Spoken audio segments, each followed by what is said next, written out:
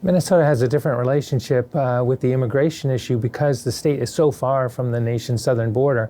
There's a lot of estimates about how many illegal immigrants have come up all this way into Minnesota, but it's probably in the low tens of thousands, which is just a tiny fraction, maybe 1% or so of the state's overall workforce. So workers in Minnesota just aren't seeing the type of competition that kind of became the main political issue during the presidential campaign.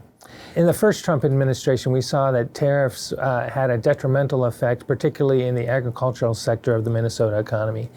The farmers in the state were the first to feel a backlash when China took retribution on the tariffs that were imposed by the White House around 2017, 2018. And what happened was we saw an immediate plunge in demand for pork and soybeans from Minnesota.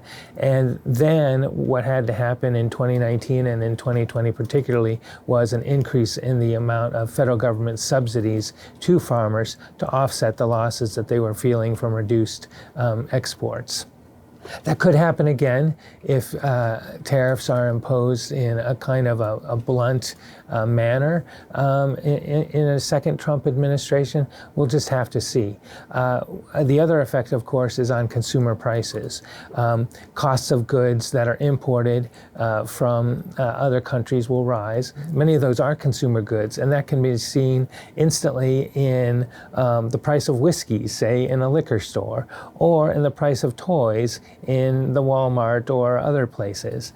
So, of course, economists are all over the map on their estimates of what the price consumers will pay for higher tariffs will be.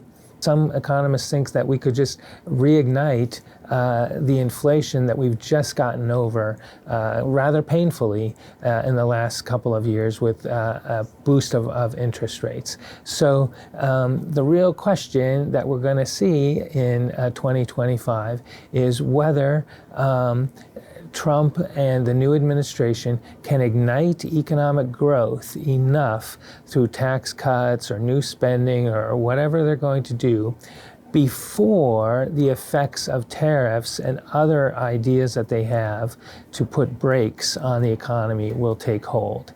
It's all in the sequencing. Investors in the stock market right now are betting that the Trump people can pull it off, but investors in the bond market are showing that they're not so sure, and we're seeing bond rates go higher on the notion that inflation may be triggered again.